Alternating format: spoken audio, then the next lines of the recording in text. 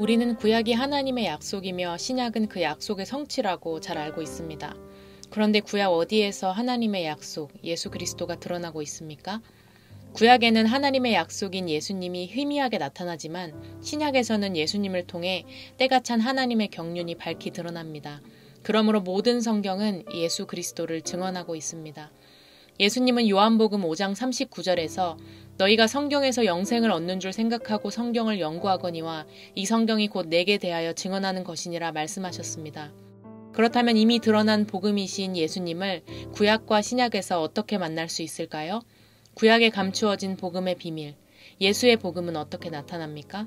먼저 창조와 구속 사건은 예수님을 증언하고 있습니다. 창조 때 빛이 있으라 하신 하나님은 요한복음 1장에서 그가 생명의 빛으로 세상에 오신 예수님이심을 증언하고 있습니다. 창조의 7사건은 예수님을 증언하며 구속의 사건도 예수님을 증언합니다. 노아 시대 홍수에서 건진받아 구원받은 구속의 사건도 예수님을 증언하고 있습니다. 출애굽 시대 이스라엘이 홍해에서 건진받은 구속의 사건도 예수님을 증언하고 있습니다. 두 번째로 성경의 절기는 예수님을 증언합니다. 유월절은 우리의 유월절 어린 양 되사 죽으실 예수님을 증언합니다. 무교절은 무교병처럼 묻히사 매장되신 예수님을 증언합니다. 초실절은 부활의 첫 열매 되시는 예수님을 증언합니다. 오순절은 예수님이 약속하신 성령의 오심을 증언합니다. 나팔절은 예수님의 몸된 교회가 부는 복음의 나팔 사역을 증언합니다. 속죄일은 예수님이 주시는 마지막 회개와 구원을 증언합니다. 초막절은 예수님이 다시 오실 때 우리에게 영원한 장막이 되사 함께 하실 것을 증언합니다. 세 번째로 에덴, 성막과 성전, 5대 제사도 예수님을 증언합니다. 에덴 동산의 생명나무는 우리와 영원히 함께하기 원하시는 예수님을 증언합니다. 하나님이 계시하신 성막과 성전은 우리와 영원히 함께하시기 위해 성막 되신 예수님을 증언합니다. 레위기의 5대 제사와 성결법, 또 11조도 모두 예수 그리스도를 증언하고 있습니다. 이 모든 것은 새하늘과 새 땅에서 우리의 성전 되시고 우리와 영원히 함께하시는 예수님을 증언합니다. 네 번째로 구약은 예수님을 증언합니다. 모세의 율법과 선지자의 글과 시편의 글은 예수님을 증언합니다. 예수님은 부활하시고 제자들에게 모세의 율법과 선지자의 글과 시편의 날을 가리켜 기록된 모든 것이 이루어져야 하리라 한 말이 이것이라 말씀하셨습니다. 다섯 번째로 예수님의 말씀과 사역은 예수님을 친히 증언합니다. 때가 찬 하나님의 경륜을 통해 예수님이 성육신하사 때가 찼고 하나님의 나라가 가까이 왔으니 회개하고 복음을 믿으라 말씀합니다. 또한 하나님의 때에 예수님은 제자들에게 그가 고난을 받고 죽임을 당하고 제3일에 살아나야 할 것을 나타내십니다. 그의 성육신과 함께하신 생명사역과 십자가의 죽으심과 부활의 사건은 복음의 비밀이신 예수님을 친히 증언합니다. 여섯 번째로 예수님의 제자들과 계승된 교회의 복음은 예수님을 증언합니다. 예수님의 죽으심과 부활을 목격한 12제자와 500여 문도와 사도 바울을 통해 초대교회 신앙 고백이 전승되었습니다. 이들의 복음은 하나님 나라와 예수 그리스도를 증언합니다. 일곱 번째로 마지막 시대의 영원한 복음을 가진 우리도 예수님을 증언하고 있습니다. 알파와 오메가이신 하나님은 밝히 드러난 예수 그리스도의 복음을 주의 몸된 교회를 통해 증언하게 하십니다. 주의 다시 오심을 예비하는 자들은 그날의 영원한 새하늘과 새 땅에서 예수 이름으로 왕노릇에 참여하게 될 것입니다. 그러므로 성령의 약속을 받아 부름받은 교회는 세상에 보냄받아 드러난 복음, 하나님 나라와 예수 그리스도를 증언하는 증인입니다. 성경은 모두 예수 그리스도를 증언하고 있습니다. 그렇다면 본문에 드러난 구속사맥과 그 속에 감추인 비밀인 예수님을 찾아볼까요? 바울 사도는 에베소서에서 이것을 은혜의 경륜이라고 말하며 또한 그것은 비밀이라고 말하며 이것이 그리스도의 비밀이라고 말씀합니다. 그렇다면 그리스도 안에 감추인 비밀인 복음은 무엇입니까? 바로 그의 죽으심과 부활, 승천하심을 통해 약속된 성령을 받은 유대인과 이방인이 예수 안에서 함께 상속자가 되고 함께 지체가 되고 함께 약속에 참여하는 자가 된다는 것입니다. 이제 이 교회로 말미암아 그리스도의 복음을 주가 다시 오실 때까지 하늘의 통치자들과 권세들에게 전하게 하신 것입니다. 이것이 바로 그리스도의 비밀 안에 감추어졌던 복음입니다. 그렇다면 성경 본문 속의 구속사맥과 감추어진 복음을 찾아볼까요? 복음을 찾기 위해서 먼저 본문의 핵심 내용을 정리해야 합니다. 먼저 본문을 최소한 3번 이상 읽어야 합니다. 그리고 본문의 스토리를 요약하여 정리해봅니다. 예를 들어 열왕기하 10장의 말씀을 가지고 복음을 찾아볼까요? 본문을 읽고 난 후 핵심 내용 이해를 위해 관찰 질문을 적어봅니다. 예를 들어 10장 1절을 근거로 하여 이렇게 질문할 수 있습니다. 예후는 누구에게 편지를 씁니까? 그 답은 아합의 남은 아들들에게 편지를 씁니다 라고 대답할 수 있습니다. 10장 2절에서 3절을 읽을 때는 이렇게 질문할 수 있습니다. 예후가 쓴 편지의 내용은 무엇입니까? 여기에 답은 2절과 3절을 근거하여 아합의 아들들 중에서 가장 어질고 정직한 자를 왕으로 세워 나와 싸우자라고 답할 수 있을 것입니다. 또한 4절과 5절을 읽을 때는 편지를 받은 사마리아의 귀족과 장로들은 어떤 반응을 합니까? 라고 질문할 수 있습니다. 이러한 관찰 질문은 표면적인 스토리의 전개와 이해를 위한 것입니다.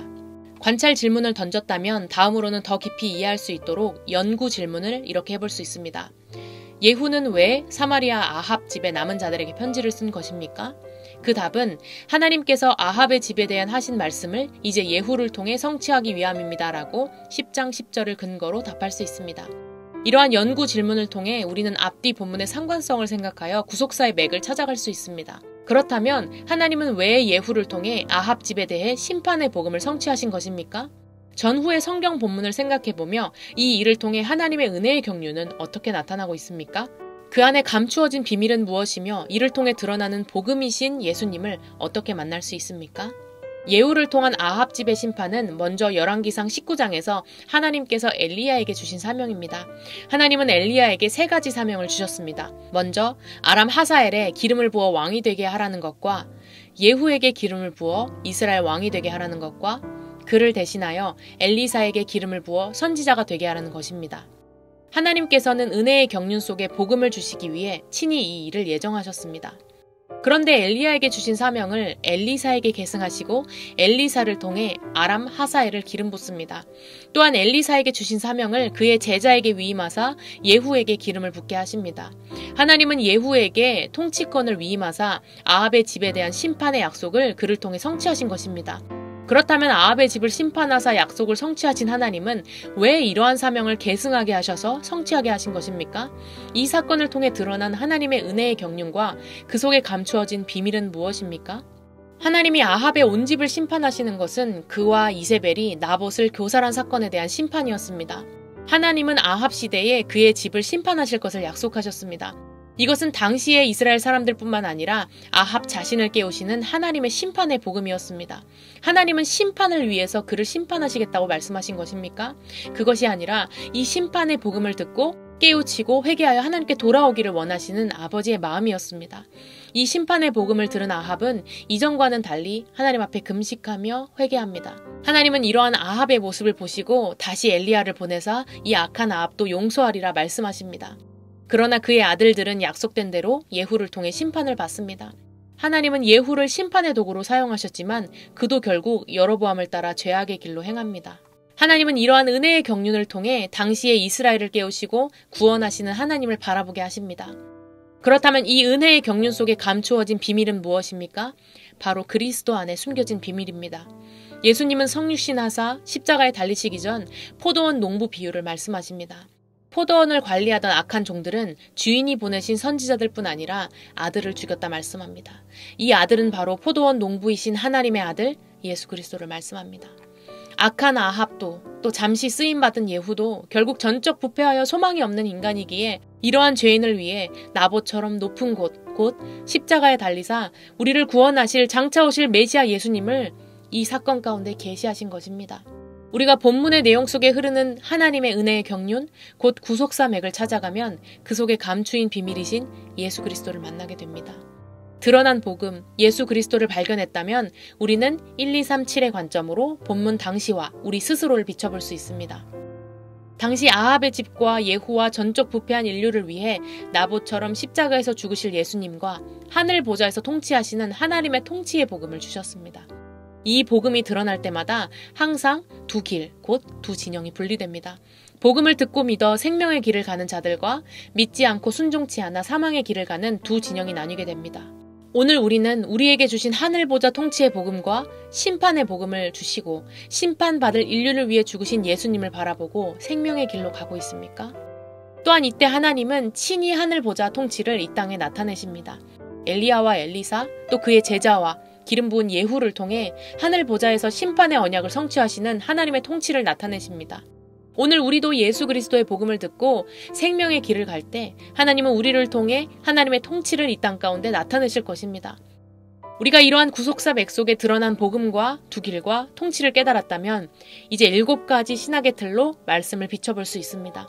엘리야에게 사명을 주시고 엘리사와 그의 제자를 통해 예후를 기름 부어 하나님의 통치를 나타내신 하나님 나라 복음, 엘리야를 통해 하신 언약을 이제 예후를 통해 하나도 땅에 떨어지지 않게 하신 언약 성취의 복음, 악한 아합도 잠시 쓰임받았지만 결국 여로보암의 길로 가는 예후와 같은 우리와 같은 인류를 위해 십자가에서 죽으사 구원을 이루신 구원의 복음, 아합 가문과 사단의 대표 이세벨과 바알 우상 숭배자들을 진멸하사 깨뜨리신 영적 전투의 승리의 복음, 예후 혁명에 참여한 레갑 족속을 영원히 하나님 섬기는 자로 세우신 선교 제자의 복음, 심판과 구원의 복음 앞에 메시아를 바라보게 하시고 지금 우리에게도 하늘 보좌에서 통치하사 다시 오실 예수 그리스도를 바라보게 하시는 재림 예비의 복음, 오늘 교회가 외쳐야 할 복음, 나봇처럼 높은 곳 십자가에서 죽으사 인류의 죄악을 해결하신 영원한 복음. 이러한 7가지 신학의 틀로 말씀을 비춰볼 때 우리는 예수의 생명으로 충만하게 됩니다. 오늘 열왕기하 10장의 본문을 통해 우리는 무엇을 깨닫게 됩니까? 예후의 편지를 통한 심판의 복음은 우리로 하여금 그리스도의 편지를 바라보게 합니다. 그리스도의 편지는 우리에게 구원뿐만 아니라 심판을 주시는 복음이며 이것은 성령으로 말미암아 우리 마음판에 새긴 것입니다. 하나님은 오늘 우리에게도 예수님의 구원과 하늘 통치의 복음을 바라보며 그것을 전하는 자로 살기를 원하십니다. 결론입니다. 모든 성경은 예수님을 증언합니다. 그러므로 성경 본문을 볼 때 스토리 이해에서 그치는 것이 아니라 그 안에 흐르는 하나님의 은혜의 경륜과 그 안에 감추인 비밀과 드러난 그리스도의 복음을 찾아야 합니다. 그 방법은 먼저 본문의 핵심을 요약하고 전후 문맥을 통해 구속사의 맥을 찾고 복음 1, 2, 3, 7의 관점으로 다시 비추어 볼 수 있습니다. 그때에 본문의 당시뿐만 아니라 오늘 우리에게도 동일하게 주시는 복음을 마음에 새기고 감사하며 자원하여 이 복음을 전하는 자가 될 것이라 믿습니다. 본문 속에서 구속사 맥과 그 속에 드러난 예수 그리스도를 만나서 성령의 충만을 통해 이 말씀을 복음을 전하는 귀하고 복된 여러분들이 되기를 소망합니다.